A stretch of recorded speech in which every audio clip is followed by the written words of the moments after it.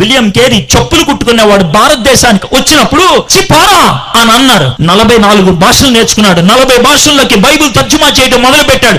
28 భాషల్లో కొత్త నిబంధన, 17 భాషల్లో పూర్తి బైబిల్ తర్జుమా చేసి నీ చేతుల్లో ఉన్న ఈ తెలుగు బైబిల్ పెట్టింది ఆయనే.